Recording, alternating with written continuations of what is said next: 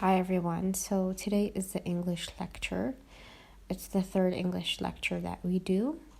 Okay. It's Unit 4, Week 5 on page 314. It's very important that you guys pay close attention. So of course you can watch this video as many times as you like. And please, after watching it, I really would like you guys to write down any questions you have for me, so during the live video I will be able to answer those.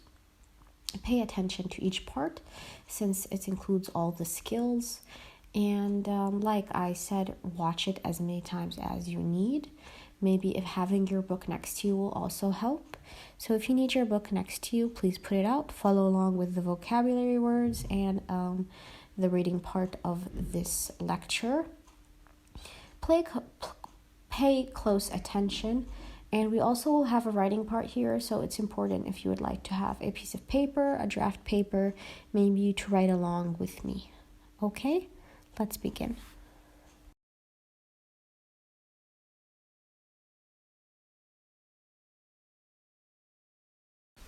All right, so now it's time to see the objectives of this week.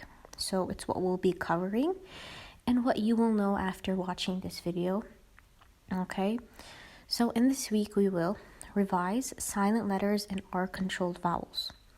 We won't take any new things in phonics. It will be just what we took in the previous weeks. So you already know what I'll be giving you. We're just going to do some exercises to revise them. The second objective is read how poets describe nature. So we're going to read a poem, and obviously they will be talking about nature, and you guys will really enjoy it. 3, list the properties of the poem. Okay, so what features are in a poem? 4, use vocab words and sentences. So of course I'll be explaining new vocabulary words, and you will be able to use these words and sentences. 5, make contractions. So this will be the grammar part of the lesson, which will be contractions. They are really nice and you guys are going to love them. And 6 is write a narrative story. So of course this is the writing part. You can have a piece of paper with you if you want to write along with me. We'll do some brainstorming and also an outline. So let's get ready, guys.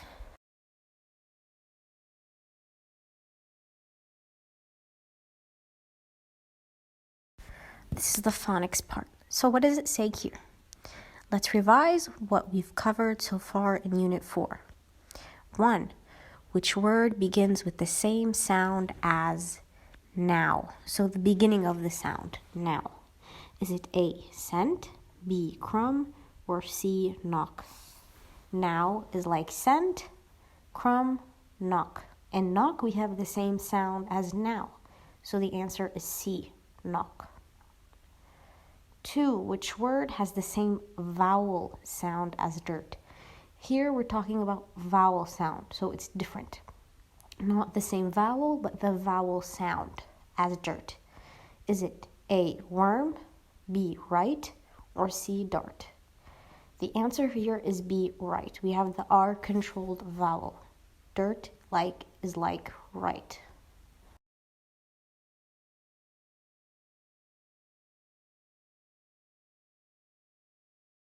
Okay, so we're still doing the same thing here. We're still revising what we've covered in Unit 4.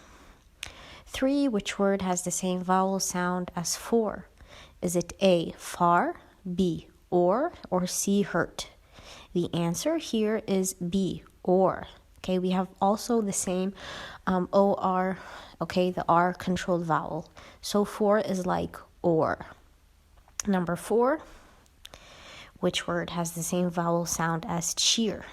Is it A, deer, B, chirp, or C, her? The answer here is A, deer. Cheer is like deer. 5, which word has the same vowel sound as where? Is it A, fear, B, war, or C, chair? The answer here is C. Where is like the same vowel sound as chair.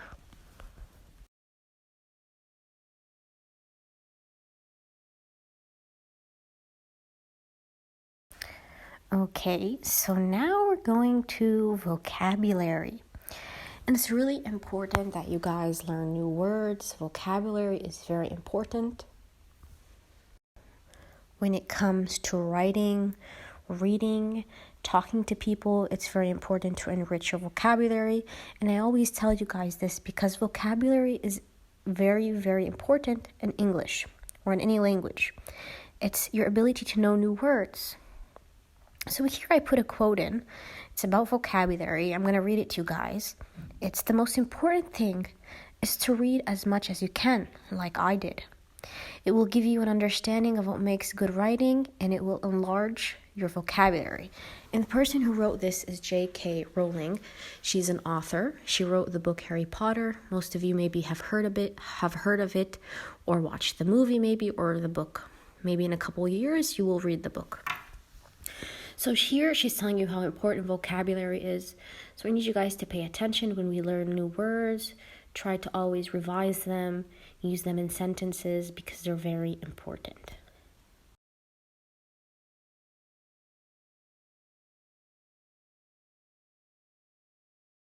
Okay, so this is the slide before I start vocabulary. It's time for vocabulary, so pay close attention to the words I'm going to explain. You can also open to the book on page 316. Okay, pay attention as I read. So because I will only be using the book today, I will only be using the book and the pictures that are in the book, so pay attention.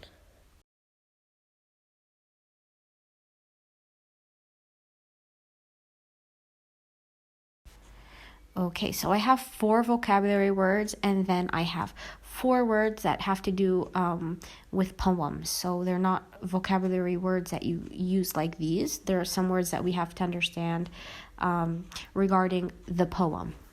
So let's start with these 4 vocabulary words. Pale.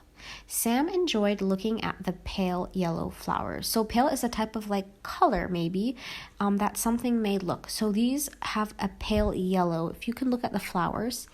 So another example would be of pale is, okay, so sometimes people get sick, okay? Usually when you have a stomach ache, or maybe you ate something that gave you food poisoning, or you just feel sick, some people tell you, oh, your face looks yellow, okay? But another good word you can use here is your face looks pale, okay? Your face, not your pace, your face looks pale. So it means that your face is like yellowish. You don't seem okay. So there's no color in your face. It seems like the color of your face is flushed out, okay? So it's gone. So the opposite of pale would be bright or color, okay? So there's no color when something is pale, okay? Okay, so drops is the second word. There are drops of water on the plant. So all you need to do to understand this word is look at the picture provided here. These are drops, okay? Like those little dots, these are drops. So when it rains outside, and you feel like water is falling on your face, these are drops of water, okay? Just look at the picture here and you will understand what drops mean, okay? The third word, excite. The dancers will excite the audience, okay? So excite means, okay, you're excited. I think you've been excited before. It means you're really happy, you're thrilled. But here it's used differently. We're not talking about when you're excited. We're talking about when you excite someone. Okay, so the dancers here will excite. They will make someone excited. Okay, they will make the audience happy, thrilled. They're going to make them want to watch the show through their dancing. So what can excite you when you go outside? Well, according to me, the water, the beach, that excites me because I love to go swimming. So it gets me happy and excited and anxious to go swimming. And the last word is outdoors. We played soccer outdoors. Outdoors is the opposite of indoors. Of course, it's not when you're in your house. It's outside in nature. Okay, that's outdoors. Name something you can do outdoors that you cannot do inside. Well, I can't really play soccer inside my house, but we do have indoor soccer fields. So maybe another word, something else that you can do outdoors, you can't do inside, maybe would be catching butterflies, fishing, right? Stuff like that where you can only do it in nature. Okay, so these are poetry words. They have to do with poems. And the first word is alliteration. I like to read a poem with alliteration because I like to say the same beginning sound in words. Okay, so alliteration is when the three words, okay, not necessarily three words, but when the beginning sounds of the words are the same. That's it. So say three words with the same beginning sound. Knock, now, and not. So these have the same beginning sounds. That's alliteration right there. Repetition. Poets who repeat words or phrases in a poem are using repetition. So repetition is when you repeat words, you use the word over again. You use it more than once, so it's repeated. Repetition is repeating. What might a poet want to use? Why might a poet want to use repetition in a poem? Okay, so maybe because he's trying to engage the person to understand exactly what he's talking about. Okay? Free verse. In free verse, the words do not need to rhyme. So usually in a poem, words rhyme, like cat and mat, okay, and dog and hog. But in a free verse poem, words do not need to rhyme, okay? Which would you rather write, a free verse or a rhyming poem?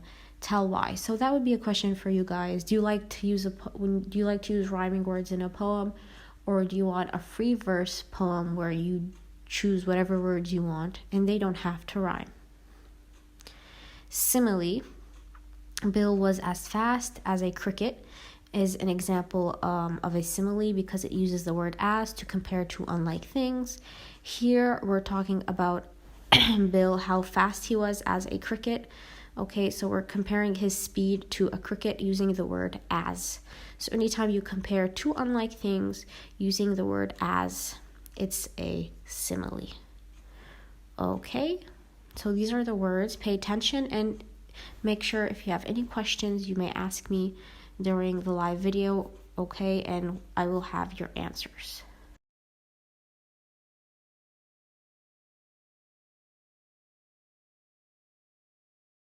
Here we have a vocabulary practice. So we have 4 words: outdoors, drops, excite, and pale. So let's do the first one. I felt the blank of rain fall on my face. I felt the drops of rain fall on my face. 2. It is important to go blank and see the beautiful nature. It is important to go outdoors and see the beautiful nature. 3. If you don't eat all day, the color of your face might be pale. Okay, so I told you your face might look pale. It will not have any color in it. It will look yellow.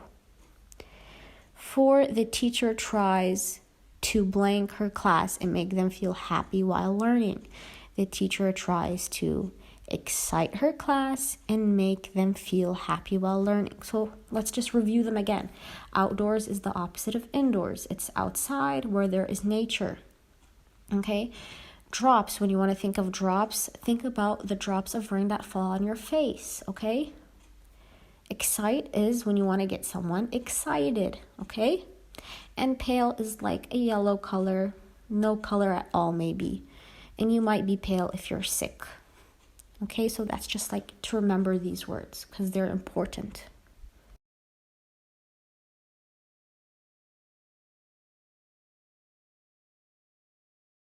Okay, so this week we're going to be talking about nature a lot since you can see we're talking about outdoors.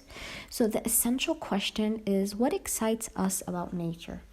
So of course everyone's answer would be different because something may excite you, but to me it's nothing. So this would be something nice to discuss between maybe you and your parents, you and your siblings. But when it comes to me, what excites me about nature is, like I said, the water, the beach, the ocean.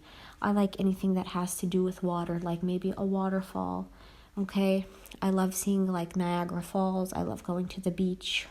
I love islands. Okay, I love that part about nature. Of course, all of it is very important, and it's especially important to take care of nature. But what excites me about nature the most is the ocean, and of course, the sea animals, all the animals that live in the ocean. Okay.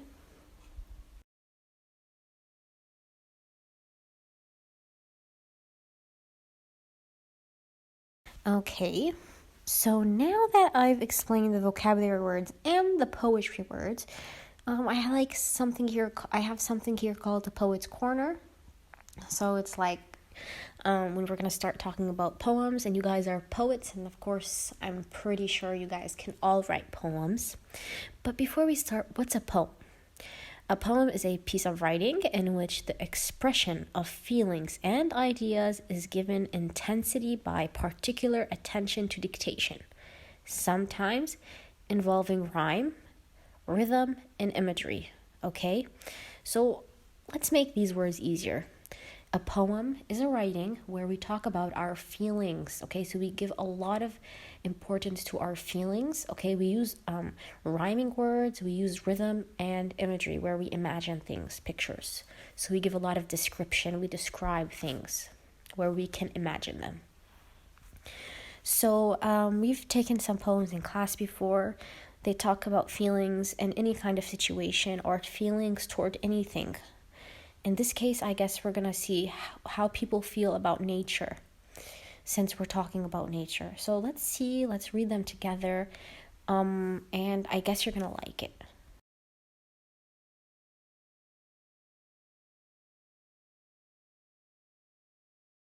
Okay, the features or properties of a poem are rhyming, repeated words, and rhythm. Try to find them in the poem. Okay, so here I also have another picture which tells us the features. A poem is a piece of literature that has rhythm, often rhymes or repeats, and expresses a feeling or idea. So as I said, I'm repeating myself. The poem expresses a feeling or idea, and in this poem it has features like rhythm, rhymes, or repetition. Okay, so this is all you have to know. Remember, we also have stanzas in a poem. Okay, so each little paragraph is called a stanza. Okay? And I, again, will repeat. We have taken poems in class, so this is nothing new to you. Pay attention now.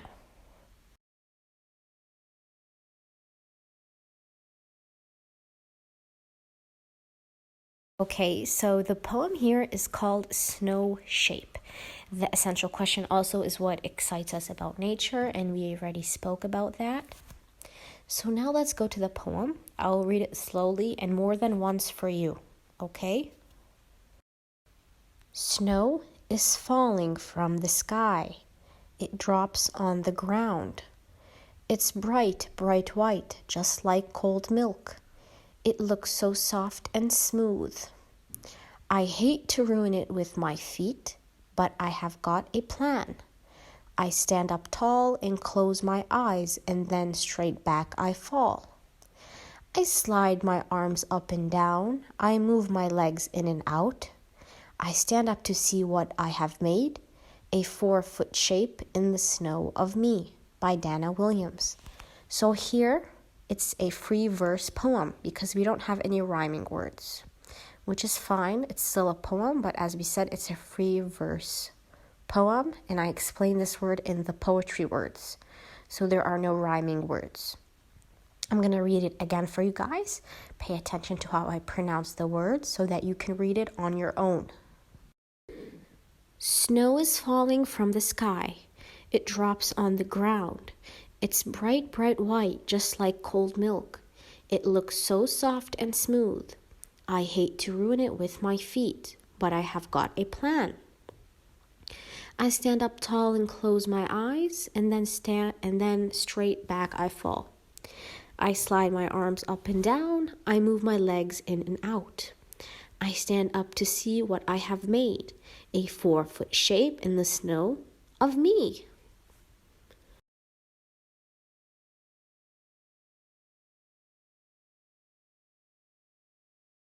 Okay, so this is just another two poems, but I really want you guys just to focus on the first one. But I also thought it would be nice for you guys to see more examples of a poem. So I'll read these two to you also. And I also want you guys to try to read them and think about them, okay? They should have left a kind of expression on you. Nature walk. When you take a walk in the fall, leaves are like a blanket on the ground. They crunch under your feet with each step you take. When you take a walk in the fall, the temperature begins to drop. The air feels as cool as raindrops on your cheek. It smells like clean cotton towels. When you take a walk in the fall, the outdoors will excite you. It's a Wonderful Time by Sarah Miller. So here, they're also talking about their feelings toward nature, and she's talking about the way she loves nature and what she loves about nature. In the sky. Outdoors on a clear day, look up in the sky. What do you see there? Look, I see a giant polar bear. Look, I see a pale flower growing. Look, I see a buffalo and her baby. Wait, it's changing.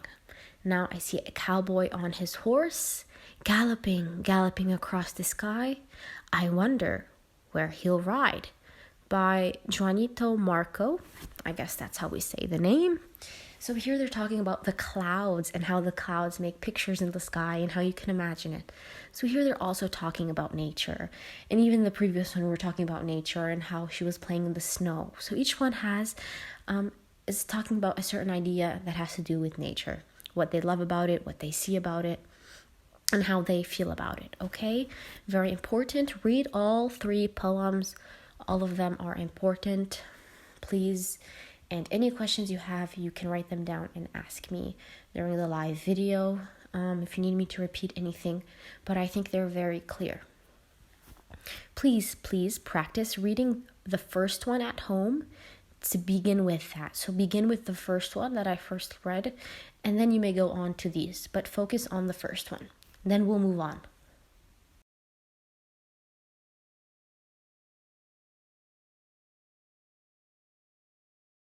Okay, it's grammar time.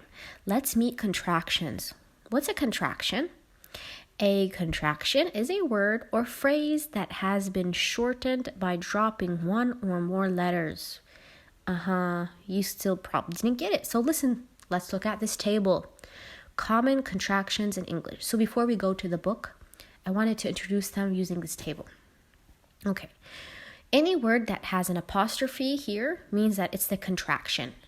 And the words that are that have two words that have no apostrophes that are full complete words are the normal words. So we take these two complete words, okay, and we shorten them and make them into one word. And when we remove those letters, we put an apostrophe there. What does that mean? So you're not going to get it until you look at it. So look at the first words in the box. Aren't. What's aren't? It means are not. So I take are not. I want to make it into one word. Okay. I remove the O. So I write A-R-E-N apostrophe because I remove the O and then I add the T. So it becomes aren't. Are not becomes aren't.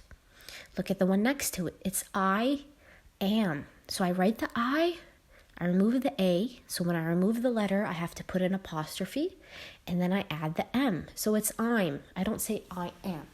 And this is just to make life easier when you're talking in English. So it makes you talk faster, fluently, more smoother.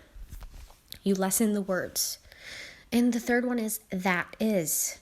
So it becomes that's. So I write that. I remove the I put an apostrophe there, and I add the S. It becomes that's. Cannot becomes can't. I have becomes I've. There is becomes theirs. Did not becomes didn't. Is not becomes isn't. So pay attention to where to what letter I'm removing. Whenever you remove the word, we put the apostrophe. What's the apostrophe? It looks like that comma, but that's up in the air. It's not down, it's up. Maybe that will make it easier for you guys. We are becomes where. Do not becomes don't. Let us becomes let's. What is becomes what's. He will becomes he'll. She will becomes she'll. And you will becomes you'll. So we remove some letters and add an apostrophe, and the contraction becomes one word.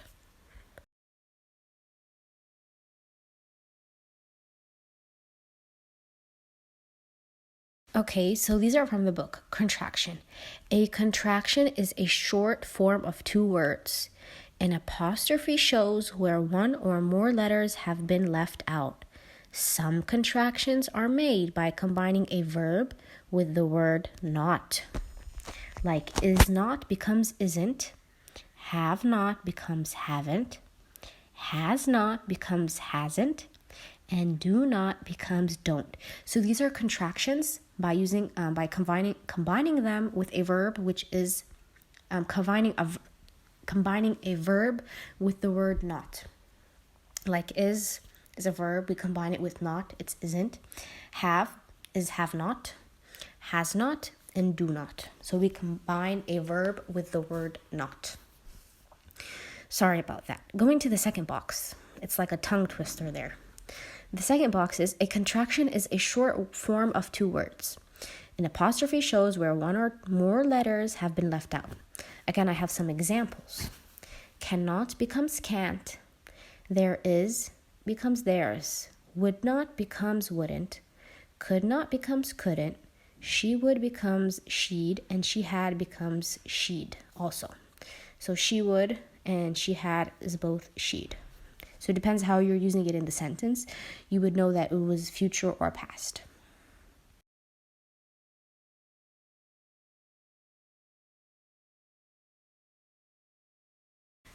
Okay, so here is a grammar practice. Replace the underlined words with contractions. Write the new sentences on the line. So I didn't write the whole sentence. I just wrote the words. The sentence is, there are not any clouds today. So I have to make are not into a contraction, and that would be aren't. So there aren't any clouds today. I removed the O.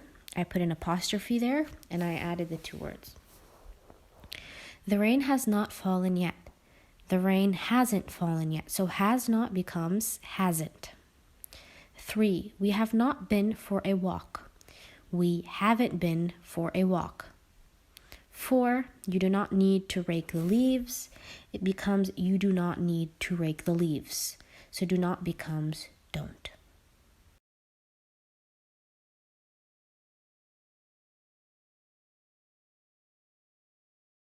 Okay, another grammar practice. Replace the underlined words with the contractions. Write the new sentences on the line. So it's the same one, just different words. There's a bright star by the moon. There is becomes theirs. 2. He could not see it. He couldn't see it. 3. I cannot find it either. I can't find it either. 4. She had found it before we did. She'd found it before we did. So that's it for contractions. Again, two separate words combined together. We drop some letters. We put an apostrophe there. And these, we only left one letter out. And when I left the letter out, I put an apostrophe there. And I combined the two words, making them one word called a contraction.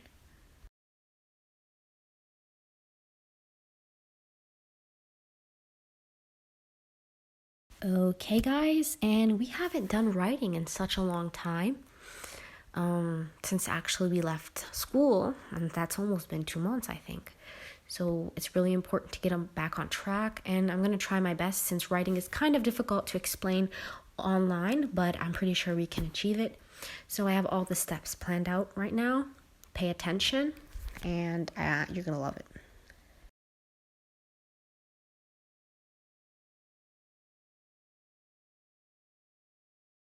So obviously, it's narrative writing.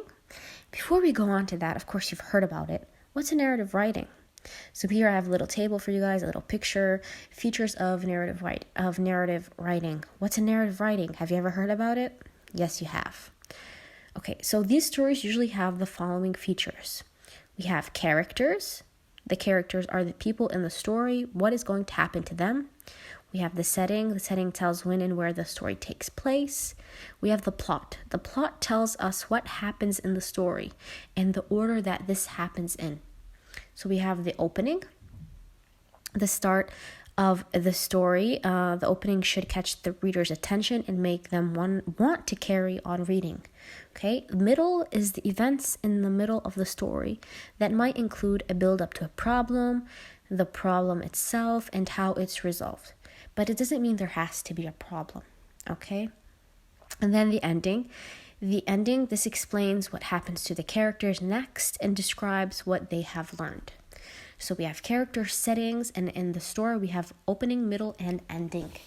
We will fill a story map together now, and you're going to fill it with me, of course, but at home you're going to do your own, okay?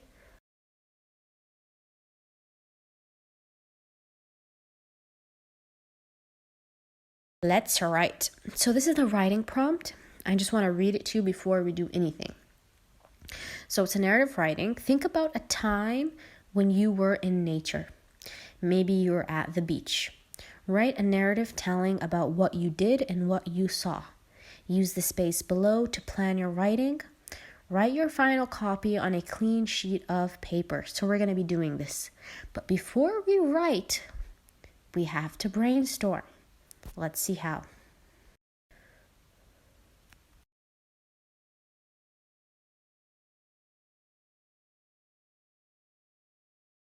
Okay, let's start brainstorming. So what is brainstorming? It's gathering your ideas, putting your ideas on a paper so that you don't get lost when you're writing. You have all your ideas planned in front of you.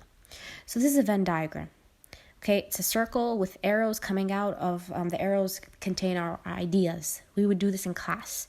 So the question in the circle is, what can you do outdoors in nature? So, of course, I would get answers from you, but since I can't communicate with you guys right now, I put down some ideas you would have gave me, I'm sure. So, what things we can do in nature are swim at the beach, of course, fish at the lake, take a walk in the woods, have a picnic at the park, go hiking in the mountains. So these are some ideas most of you would have gave me. So this helps us before we write, because now we can know what we're going to talk about. Maybe you're going to talk about when you swam at a beach, or when you went hiking in the mountains, or when you take a walk in the woods. So these are where you plan your ideas out. You put them on a piece of paper.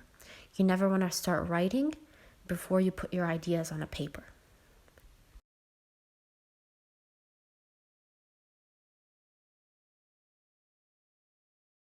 Okay, this is the story map.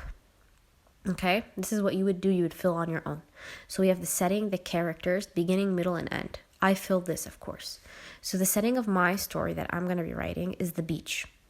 The characters are Mom, Dad, Mariam, and me. The beginning is, it was my first time going to the beach. Okay, so this is what happened at the beginning of the story. It was my first time ever going to the beach. In the middle of the story, I swam, collected shells, and played tennis. And in the end, I can't wait to go back. So I couldn't wait to go back to the beach. It's how I felt at the end of the story.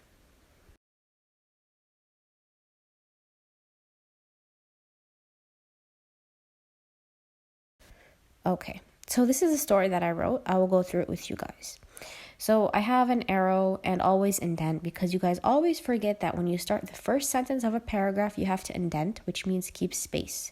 You don't start all the lines on the same space. You have to make space here.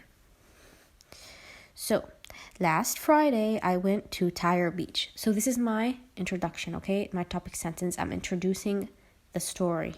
It's about when I went to the beach. Okay, I have to introduce. I can't just talk about what happened there. I have to introduce where the story is going to take place first of all, and what my story is about. So obviously here we know that it's what happened when I went to the beach. It's about the beach. It was my first time going, so I was very excited. Okay, So I'm talking about how I feel here. This is the beginning of the story. Like I said, it was my first time going. Now here I'm going to talk about the characters. I went with my dad, mom, and my best friend, Maryam. Period. These are the characters. They have all been to the beach before. This is just an extra sentence. When I first arrived, I went swimming because it was so hot. So this is the middle of the story. I'm talking about what I did. I loved swimming in the sea. Also an extra sentence describing my feelings. After we all had lunch, Maryam and I went to collect seashells. Also, this is still in the middle of the story. I'm talking about what I did. They're so beautiful.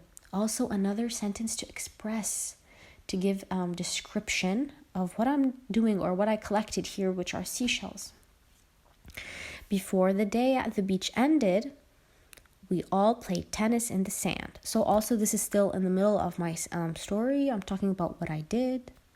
It was a great day. I can't wait to go back next week.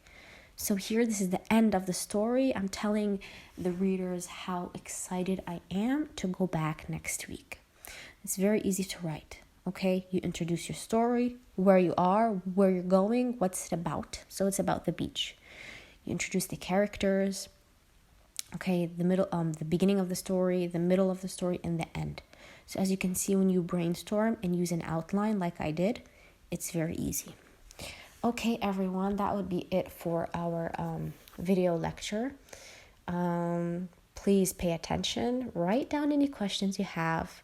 I'm available whenever you have any questions, any comments. And take care. Hope you liked the video. Bye, guys.